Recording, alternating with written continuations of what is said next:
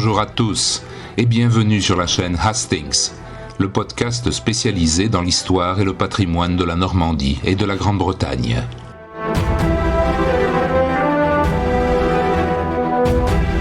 Quoi de mieux pour se rafraîchir la laine qu'un bonbon à la menthe ? Et quoi de mieux pour faire plaisir aux enfants sages que de leur offrir des douceurs dont ils raffolent ? C'est bien ce que pensaient les Anglais de l'époque victorienne, et le commerce des bonbons de toutes sortes était florissant. On les achetait dans les magasins ou encore sur les marchés, chez ces vendeurs qui installaient leurs étals dans les rues, ces rues bruyantes où se mêlaient des foules hétéroclites, des gamins espiègles et des livreurs qui essayaient de se frayer un chemin dans la cohue avec leurs charrettes.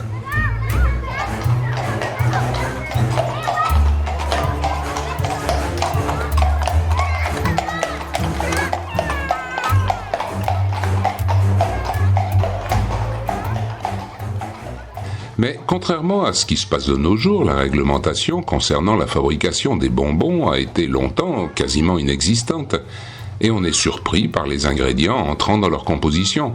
En fait, l'ingrédient de base était souvent tout simplement du plâtre. Oui, du plâtre de Paris, ou de la poudre de pierre calcaire, auquel on ajoutait du sucre et des saveurs plus ou moins naturelles. Les raisons ont sans doute été purement économiques. En effet, le sucre était connu en Angleterre grâce aux importantes plantations de canne à sucre dans les îles lointaines, la Jamaïque, les Barbades, les Caraïbes, dès le XVIIe et le XVIIIe siècle. Mais c'était un produit de luxe, extrêmement coûteux, et les raffineries anglaises ne suffisaient pas à produire du sucre en quantité suffisante pour répondre à une demande de plus en plus croissante, ce qui faisait évidemment grimper les prix, sans compter que le gouvernement y ajoutait des taxes importantes. L'industrie sucrière devint un secteur considérable. C'est donc pourquoi seuls les gens très riches pouvaient se permettre d'avoir du sucre raffiné de grande qualité sur leur table. Les autres, se contentaient de ce mélange un peu hasardeux de sucre et de plâtre.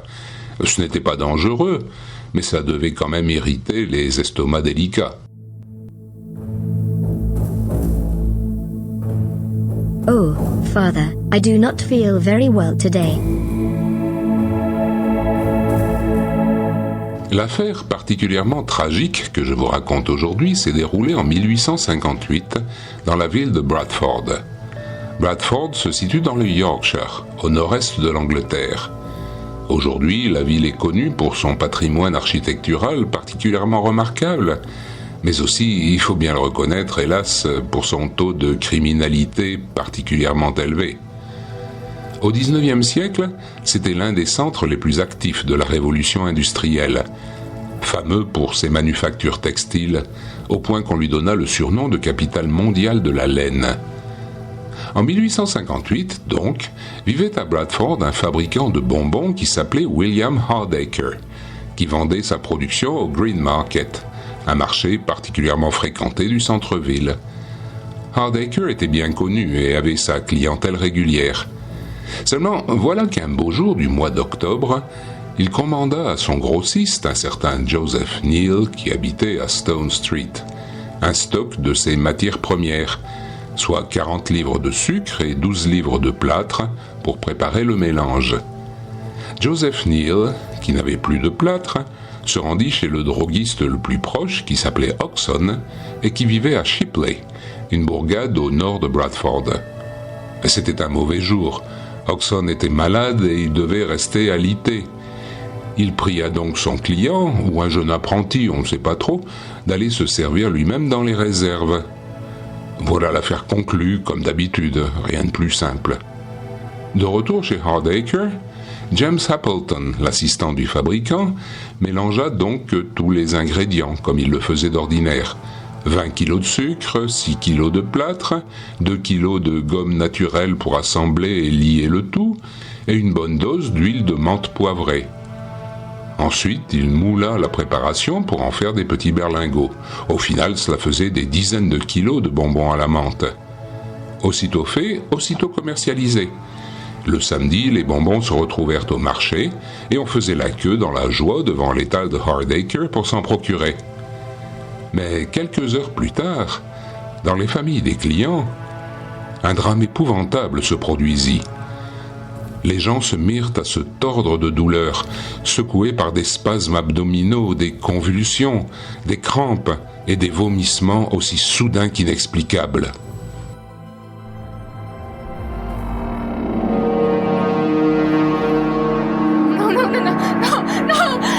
Oh my God.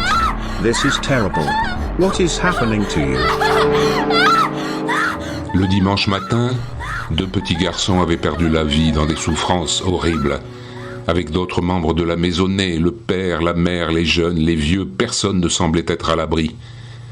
Le lundi matin, dans tout le quartier, dans toute la ville, et même dans les bourgades alentours, c'était par dizaines que l'on comptait les morts. Et ce fut bien près de 200 personnes que l'on dénombra parmi ceux qui furent très gravement malades et échappèrent de justesse au trépas. Que s'était-il passé ?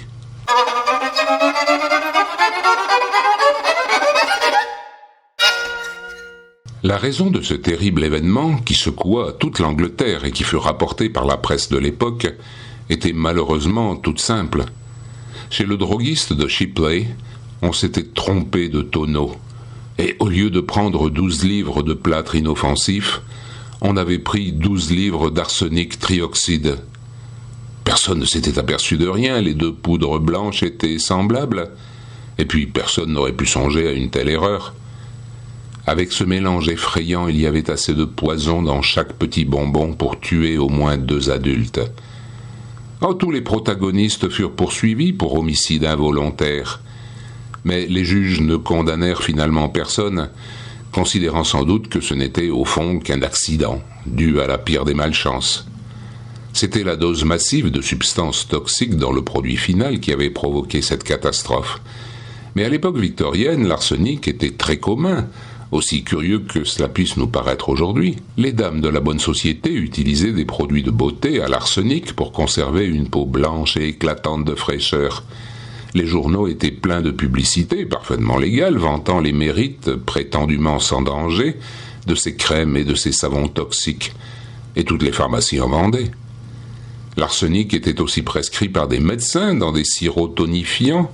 Il était utilisé par les fabricants de papier peint pour obtenir une belle couleur verte dans les motifs floraux qui étaient alors très à la mode. On l'employait pour teindre les vêtements, des mixtures arsenicales étaient même mises en œuvre en pâtisserie pour colorer les gâteaux.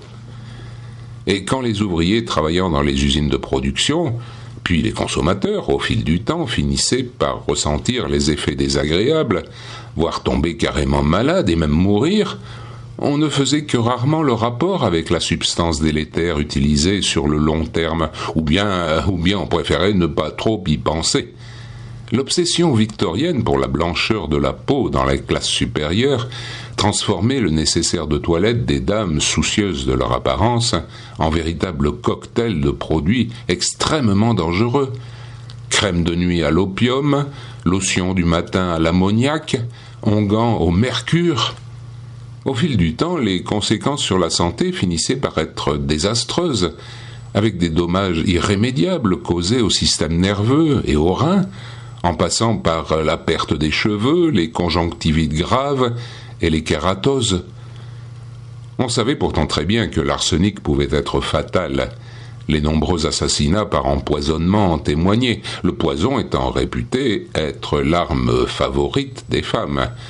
Et puis on trouvait dans chaque maison bien tenue un paquet d'arsenic puissant pour se débarrasser des rats et des souris. Doit-on pour autant en conclure que les Anglais victoriens faisaient n'importe quoi ? Bien sûr que non. Ils suivaient simplement les connaissances scientifiques de leur temps, et ils faisaient confiance aux soi-disant spécialistes qui clamaient haut et fort les vertus de concoctions, pour le moins hasardeuses. Il est d'ailleurs assez tentant de faire des parallèles avec notre propre époque. Les innombrables additifs de toutes sortes que l'on trouve dans les préparations culinaires transformées, disponibles dans n'importe quel supermarché, sont régulièrement soumis à des tests, et certains ont été et sont encore supprimés de la liste des ingrédients inoffensifs. Des substances chimiques comme les nitrates, les nitrites, les polysorbates ou le dioxyde de titane, abondamment utilisés au quotidien, font l'objet de recherches toxicologiques, ce qui montre bien qu'on y a décelé un potentiel danger. Les risques sont toujours partout. Chacun sait que le paracétamol, que tout le monde a dans son armoire à pharmacie, est un médicament particulièrement efficace si l'on se conforme à la posologie, mais qui est carrément mortel si on l'absorbe brusquement à forte dose.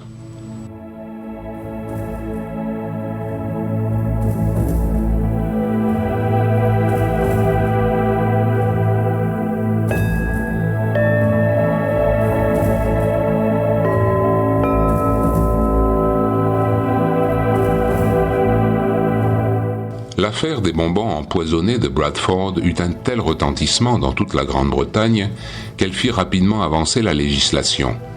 2 lois, l'une en 1860 et l'autre en 1868, imposèrent des règles strictes quant à la fabrication des produits transformés et la manipulation des substances dangereuses. Malheureusement, l'impact de telles mesures, pleines de bon sens, fut plutôt relatif, tout simplement parce que leur mise en œuvre vraiment pertinente aurait nécessité des contrôles réguliers sur de très nombreux produits et à l'échelle nationale, ce qui était bien sûr quasiment impossible avec les moyens de l'époque.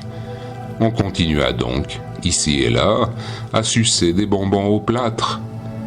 Quant aux produits de beauté à l'arsenic, on en trouvait en vente libre jusque dans les années 1920.